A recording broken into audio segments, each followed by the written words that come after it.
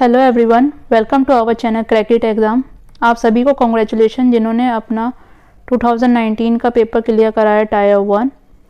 और जिन लोगों का टायर 1 क्लियर नहीं हुआ है प्लीज़ वो टेंशन ना लें, डिप्रेशन में मत जाएं। आप बस ये सोचिए कि अगर आपने CHSL का 2020 का एग्ज़ाम फिल करा है तो आप अभी से अपना CHSL 2020 की प्रिपरेशन में लग जाइए। आप ये मान के चलिए कि आपके पास 2 ही महीने हैं। आपने 2019 में जो भी गलतियां करी हैं आप उसको डीप एनालाइज कीजिए, जिससे वो गलतियां आप 2020 का जो आपका CHSL का होगा पेपर उसमें वो गलतियां रिपीट ना हो। आप ये मत सोचिए मेरा पेपर अप्रैल में है, जून में, मई में, कभी भी है। आप मान के चलिए मेरे पास 2 ही महीने हैं और मुझे मार्च तक अपना जितना भी कोर्स है वो कवर अप करना है। और जिन लोगों ने CHSL का टायर 1 क्लियर करा है वो अपने टायर 2 के डिस्क्रिप्टिव पेपर की प्रिपरेशन चालू कर लें। जो बच्चे पहले एग्ज़ाम दे रहे हैं, पहली बार एग्ज़ाम दे रहे हैं, शायद उनको डिस्क्रिप्टिव पेपर के बारे में कुछ चीज़ें ना पता हो, जिसको मैं अभी आगे डिस्कस करूँगी। और जो बच्चे पहले कई बार दे चुके हैं शायद उन्हें पता हो, बट शायद उनके लिए भी आगे की वीडियो हेल्पफुल हो, तो आप इस वीडियो को कंप्लीट देखिए। सो जैसा आप देख रहे हैं कि आज आपकी नोटिफिकेशन आई है कि इसका रिज़ल्ट आ चुका है CHSL का। कट ऑफ अगर आप देखेंगे तो हर बार से थोड़ी तो ज़्यादा गई है कट ऑफ। अगर CHSL की कट ऑफ ऐसी जाएगी तो आप सोच सकते हैं CGL का क्या हाल होगा। नॉर्मली CHSL की कट ऑफ इतनी नहीं जाती थी, बट वाकई में बहुत हाई गई है। तो आप देख सकते हैं कंपटीशन कितना ज़्यादा टफ हो रहा है। जब से आपका कोरोना वायरस आया तो एक बहुत बड़ी पॉपुलेशन आपकी गवर्नमेंट जॉब की तरफ स्विच करने का प्लान कर रही है, उन्होंने प्रिपरेशन चालू कर दी है। तो आप सोच सकते हैं जितना कंपटीशन आपका पहले था उससे कई हद तक बढ़ चुका है। कट ऑफ आप देख सकते हैं, इतनी कट ऑफ कभी नहीं जाती थी, मतलब आपका रहता था। पर इतना टफ कंपटीशन CHSL में अगर रहेगा तो आप सोच सकते हैं CGL में भी कितना टफ कंपटीशन होगा। बट हमें डरना नहीं है, हमें स्ट्रेटेजी से काम लेना है, हमें हर चीज़ को एनालाइज करना है, हमें अपने एक टारगेट फिक्स करना है कि हमें इतने ही मार्क्स लाने ही लाने हैं। क्योंकि आपको भी पता है किनारे पे मार्क्स ला के फिर आपको दिल्ली नहीं मिलती, आपका दूर दूर जगह पोस्टिंग हो जाती है, फिर आप जब भी खुश नहीं रहते हैं। तो एटलीस्ट आप अपने मार्क्स ज़्यादा ही लेके आएँ। आप किनारे पे लाने का मत सोचें कि सपोज़ अगर 159 है तो मैं 160 नंबर ले आता हूँ। नहीं, अगर आप किनारे पे नंबर लाने की सोचेंगे तो फिर आपकी पोस्टिंग दूर होती है। तो आप कोशिश करिए कि ज़्यादा से ज़्यादा नंबर लाइए, जिससे आप ये इंश्योर कर सकें कि आपकी पोस्टिंग किसी अच्छे स्टेट में हो। अगर आप दिल्ली प्रेफर करते हैं दिल्ली में हो, या किसी अदर स्टेट में जो भी आप प्रेफर करते हैं। क्योंकि कोई लॉजिक नहीं होता, आप इतनी मेहनत करते हैं, नंबर आपके किनारे पे आते हैं, पोस्टिंग आपको दूर मिलती है, फिर आप दोबारा तैयारी करते हैं। तो ये सर्कल चलता रहता है, तो आप अपनी जॉब को एंजॉय नहीं कर पाते हैं। बाकी मैंने आपको डिस्क्रिप्शन में इसके रिज़ल्ट की PDF दे दी है। इस वाले राइटअप की भी PDF आपको नीचे मैंने डिस्क्रिप्शन में दे दी है, आप वहाँ से डाउनलोड कर सकते हैं। अब हम डिस्कस करते हैं आपका डिस्क्रिप्टिव पेपर। तो गाइस, जैसे ये डिस्क्रिप्टिव पेपर का मैंने एक डाउनलोड करा है नेट से। इस पर ऑल्दो यहाँ पे आपका MTS लिखा हुआ है, आप इस पर ध्यान मत दीजिए, ये आप इसको इग्नोर कर दीजिए। आप बस कोशिश कीजिए कि जो इसमें कंटेंट है उस पर ध्यान दीजिए। आपकी कुछ हद तक इस टाइप की आती है। आपको यहाँ अपना नेम लिखना है, रो नंबर लिखना है, टिकट नंबर लिखना है, सिग्नेचर लिखना है। आप इस चीज़ का बहुत ध्यान रखें, इन सब डिटेल को फिल करने में आप कोई भी मिस्टेक ना करें। सपोज़ अगर आपने रो नंबर गलत लिख दिया, आप उसे काटेंगे या इरेजर से करेंगे, फ्लूइड लगाएंगे, तो आप इन सब चीज़ों को अवॉइड कीजिए। आप कोशिश करिए वन टाइम में आप नीट एंड क्लीन उस पर अपना रो नंबर लिखें। सिग्नेचर आप वही करें जो आपने टायर 1 में करा है, और जो आपने सिग्नेचर ऑनलाइन फॉर्म भरते टाइम आपने जो यूज़ करा होगा, आपको उसी सिग्नेचर का यहाँ पे यूज़ करना है। यहाँ पे आपको अपना जो भी थंब इम्प्रेशन होगा वो लगाना है। लैंग्वेज का बहुत रोल रहता है यहाँ पे आपका। कई बच्चों का क्या सीन होता है कि जब उन्होंने ऑनलाइन फॉर्म भरा होता है तो वहाँ पे उन्होंने सपोज़ इंग्लिश चूज़ करी है,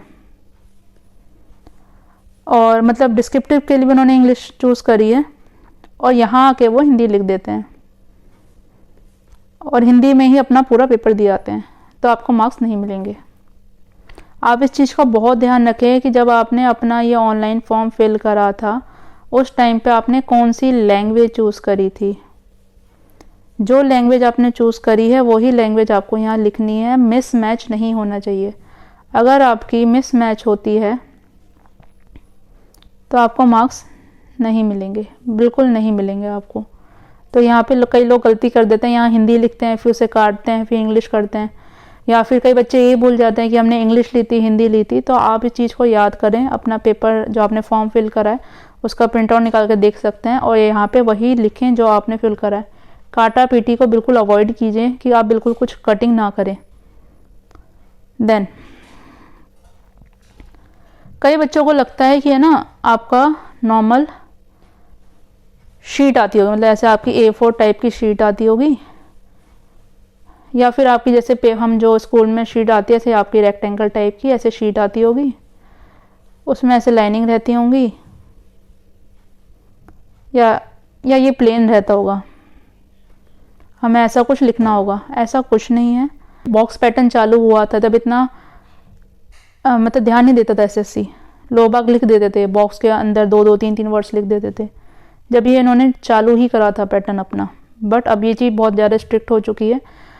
अब आपका ऐसा आता है पेपर, अगर आपने नहीं देखी शीट, आपके बॉक्सेस बने आते हैं, आपकी वर्ड लिमिट बिल्कुल सेट होती है 250, तो आपको उतने ही बॉक्सेस मिलते हैं।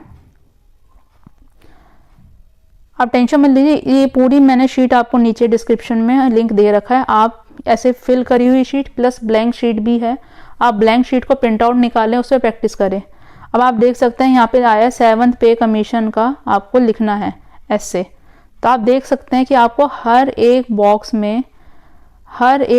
में सिर्फ एक वर्ड लिखना है। जैसा आप देख सकते हैं, गलती से भी आप इसमें जैसे यहाँ पे सेट है तो आप यहाँ पे सेट मत लिखिए, वो काउंट नहीं होगा, वो आपका गलत हो जाएगा।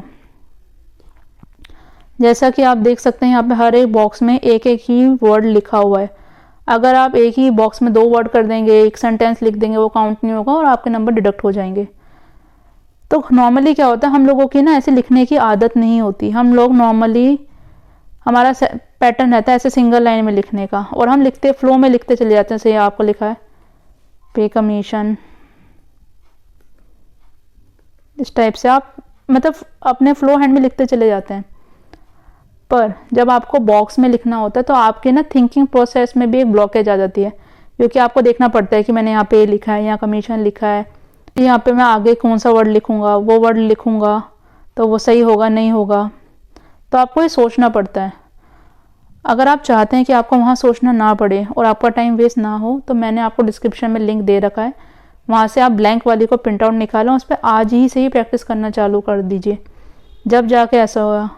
क्योंकि जब आप एक फ्लो में लिखते हैं ना तो आप वर्ड्स को आगे पीछे एडजस्ट कर लेते हैं, पर जब आपको यहाँ पे ऐसे बॉक्स लिखने हैं तो सपोज आप लिखते लिखते आपके बॉक्स ही खत्म हो गए। जैसे आप देखें यहाँ पे इतने बॉक्स दे रखे हैं आपको, सपोज आपके बॉक्स ही खत्म हो गया, आप अपनी पूरी बात नहीं कह पाए, तो एक तो इंप्रेशन गलत जाएगा प्लस आपके नंबर डिडक्ट हो जाएंगे। और आप एक चीज़ का ध्यान रखें, एक तो आपका ऐसे आता है और एक आता है आपका लेटर आता है। हम लोगों की एक प्रॉब्लम होती है जब हम कंपटीशन की प्रिपरेशन करते हैं, स्पेशली आपका SSC या DSSB या किसी भी और बैंकिंग एग्ज़ाम की तैयारी करते हैं, हमारी हैबिट नहीं होती है आपका ऐसे लिखने की और आपका लेटर लिखने की, और हम फॉर्मेट भी भूल जाते हैं, हम पैटर्न भी भूल जाते हैं, बहुत सारी चीज़ें होती हैं। आपका बॉडी होती है, देन आपका मैटर होता है, देन आपका कंक्लूजन होता है, हम सब कुछ भूल जाते हैं। एक पैटर्न जो चलता है उसे ऐसे और लेटर को लिखने का, तो आप सबसे पहले एक इसका पैटर्न देखिए कि इनको लिखने का क्या पैटर्न होता है, देन आप इस शीट को प्रिंट आउट निकालें और उस पर प्रैक्टिस करें। अब आप देख सकते हैं कि लेटर पे आपको एक मिनट आपको ये लेटर दे रखा है, इसमें देखिए आप house number, then Soni market Govind Nagar, आपको ऐसे दे रखा है। तो आप देख सकते हैं कि मुझे कैसे लिखना है, ये आपका सब्जेक्ट आ गया, तो आपको इसकी प्रैक्टिस करनी पड़ेगी। विदाउट प्रैक्टिस अगर आप सोचेंगे कि मैं पढ़ के चला जाऊँ सीधा सेंटर पे जाके लिखूँ, तो ऐसा पॉसिबल नहीं हो पाएगा, ऐसे आपकी मिस्टेक ज़्यादा हो जाएंगी। सो गाइज, हमारी यही यहाँ तक ही वीडियो थी। आई होप आपको हमारी वीडियो पसंद आई होगी। अगर आपको हमारी वीडियो पसंद आई है तो प्लीज़ हमें सब्सक्राइब कीजिए। हमारे चैनल का नाम है crack it exam. Bell icon को प्रेस कीजिए, और अगर हमारी वीडियो पसंद आई तो आप लाइक कीजिए। अपने फ्रेंड्स के साथ शेयर कीजिए। अगर आपका कोई फ्रेंड है, उन्होंने भी इसकी प्रिपरेशन करी है, उनका भी एग्ज़ाम क्लियर हुआ है या प्रिपेयर कर रहे हैं, तो उनको ये वीडियो आप शेयर कीजिए, लाइक कीजिए। अगर आपको कोई भी कमेंट्स हैं, कोई भी डाउट्स हैं, तो आप नीचे कमेंट कर सकते हैं। अगर आपको कोई भी क्वेरी है आप बता सकते हैं, उसके ऊपर मैं एक डेडिकेटेड वीडियो बना दूंगी। Thank you very much.